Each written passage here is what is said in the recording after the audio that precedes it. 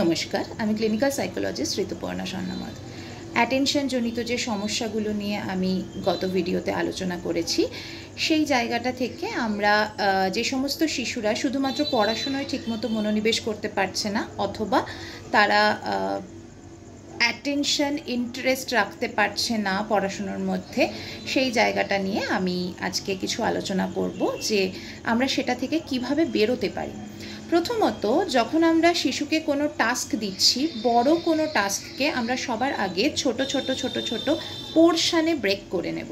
এটা আমরা পেরেন্টস হিসেবে করতে পারি, অথবা আমরা বাড়ির যে টিউটর থাকে শিশুদের জন্য তাদেরকেও এই জায়গাটা বলতে পারি যে তাকে অ্যাজ আ হোল অনেক বড় টাস্ক একসাথে না দিয়ে সেই জায়গাটাকে স্মল ব্রেকস করে দেওয়ার কথা। এছাড়া আমরা সর্বপ্রথম যেটা করব সেটা হলো তাদের একটা রুটিন সেট করা। ডেইলি রুটিন সেট করলে যে সুবিধাটা হয়, তাদের কাছেও এটার একটা টাইমলি নোটিফিকেশান থাকে যে এই সময় থেকে এই সময় আমার যদি পড়ার থাকে, তাহলে এই সময় থেকে এই সময় আমার খেলার সময়টাও বর্তমান রয়েছে। এবং আমরা যখন এটা দেখব যে সে তার পড়ার সময়টা স্কিপ করে খেলার সময় যেতে চাইছে, সেই সময় পানিশমেন্ট স্বরূপ আমরা খেলার সময়টাকে অফ করে দেব। আমরা এই জায়গাটাতে তাদেরকে গাইড করতে পারি এইভাবে যে আমাদের পানিশমেন্টটা যে সবসময় তাকে শাস্তি দেওয়া, মার দেওয়া, অথবা তাকে কান ধরে দাঁড় করিয়ে রাখা এই জায়গাটাই হবে, তা না করে তার যে পছন্দের জোনটা আছে সেটাকে আমরা রিডিউস করতে পারি অ্যাকর্ডিং টু যে তারা যখন তাদের ইউটিলাইজ করার সময়টা পড়াশুনোতে সেটা তারা করছে না এবং সেটাকে স্কিপ করার চেষ্টা করছে।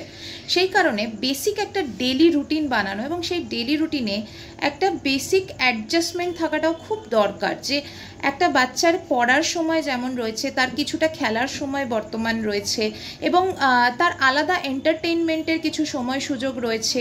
এছাড়া কিছুটা সময় আমরা দেব যে তারা যাতে মনোসংযোগ করতে পারে এরকম কিছু টাস্কে। সেটা হতে পারে তার সে কোনো গেম খেলছে, এবং প্রেফারেবলি ম্যানুয়াল গেমিংয়ের মধ্যেই তাদেরকে রাখাটা বেটার। এবং সেই ম্যানুয়াল গেমিংটা, যেমন ধরুন এইম গেম, যে সে একটা জায়গায় এইম করে যে ডার্ট ছুঁড়ে এবং সেই জায়গাটা সেই পয়েন্টটাতে টিপ করতে চাইছে, সেই জায়গাটা, অথবা সে নিউজ পেপার নিয়ে নিউজ পেপারে লেটার ক্যান্সেল করছে। একটা পার্টিকুলার লেটার আমরা বেছে দিলাম যে তুমি এই নিউজ পেপারের মধ্যে বি আর ডি যেখানে যেখানে খুঁজে পাবে একটা বড় নিউজের মধ্যে, সেখানে লাইন বাই লাইন তুমি কাটো, তাতে তার কনসেন্ট্রেশনটা ইমপ্রুভ করছে। এছাড়া যেটা আমরা করতে পারি, খেলার মাধ্যমে তাদের সাথে বিভিন্ন রকমের অ্যাটেনশন সংক্রান্ত গেম খেলার মধ্যে দিয়ে আমরা তাদের অ্যাটেনশনটাকে ইমপ্রুভ করাতে পারি। যেমন যদি ছোট শিশু হয়, তার অ্যাটেনশন গ্রো করানোর জন্য আমরা এটা করতে পারি যে তাকে বিছানায় শুয়ে তাকে বললাম যে খুব জোরে নিঃশ্বাস নাও, তার পেটের ওপর একটা তার পছন্দের খেলনা রেখে দিলাম এবং তাকে বললাম খুব জোরে নিঃশ্বাস নাও। সে নিঃশ্বাস নেওয়ার সাথে সাথে সে খেলনাটাতে কনসেন্ট্রেট করছে, তার পেটের ওপর যে খেলনাটা রয়েছে সেটাতে সে কনসেন্ট্রেট করছে, খেলনাটা উপরে উঠছে এবং ধীরে ধীরে ধীরে ধীরে নিঃশ্বাস ছাড়ার সাথে সাথে খেলনাটা নিচে নামছে, এটাতে সে কনসেন্ট্রেট করছে। এই জায়গাটাতে তার কিন্তু একদিকে দৃষ্টি রেখে, মানে ভিজুয়ালি সে এঙ্গেজ থাকছে একটা জায়গায় অনেকক্ষণ, এবং এই জায়গাটা তাকে কাম ডাউন হতেও হেল্প করছে। কিছু সময় তাদেরকে খুব স্লো ডাউন মিউজিক শোনানো, যাতে তার ব্রেন ওয়েভগুলো একটু কাম অনুভব করে। যখন রাত্রে ঘুমোতে নিয়ে যাওয়া হবে, সেই সময় তাকে একটা শান্ত পরিবেশের মধ্যে ঘুমোতে নিয়ে যাওয়া উচিত। শুধুমাত্র যে পড়াশুনোর সময়ই তাকে আমি শান্ত রাখার চেষ্টা করব তেমনটা নয়, তার অ্যাজ আ হোল অ্যাটেনশন স্প্যানটাকে আমি বাড়ানোর চেষ্টা করব। সেটার জন্য কিছু সময় তাকে সে যদি মেডিটেশন করতে ইউজ টু না হয়ে থাকে, তাহলে তাকে নর্মাল ব্রিদিং এক্সারসাইজ, তাকে কিছুটা সময় পড়তে বসানোর আগে বলুন যে কিছুটা সময় সে যেন তার নিঃশ্বাসের মধ্যে মনোনিবেশ করে এবং নিঃশ্বাসটা কিভাবে ভেতরে যাচ্ছে এবং বাইরে আসছে এটার মধ্যে কনসেন্ট্রেট করার চেষ্টা করে। তাতে তার মনঃসংযোগ বাড়বে এবং ইনার বডি অ্যাওয়ারনেস তৈরি হবে। তাতে সে যেটা করতে পারে সেটা হলো যে পড়ার আগেই যদি সে এই অ্যাটেনশনের জায়গাটাকে গ্রো করে, তাহলে তার বেশ কিছুক্ষণ পড়ায় মনোযোগ থাকবে।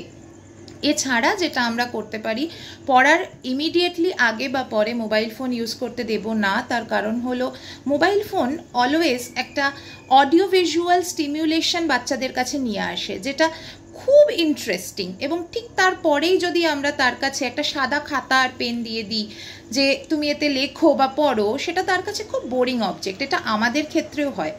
অন দি আদার হ্যান্ড আরও একটা জিনিস আমরা মাথায় রাখতে হবে আমাদের পেরেন্টস হিসেবে বা টিচার হিসেবে, যে আমরা শিশুর সামনে অতিরিক্ত মোবাইল ফোন ইউজ করব না। কারণ আমরা যখন সেই মোবাইল ফোনটা ইউজ করছি তার সামনে বা টিভি দেখছি, সেই ক্ষেত্রে তাদের অ্যাটেনশনটা ডিস্ট্র্যাক্টেড হচ্ছে, এবং ডিস্ট্র্যাক্টেড হওয়ার ফলে তারা কিন্তু ঠিকমতো একটা জিনিসে মনোনিবেশ করতে পারছে না।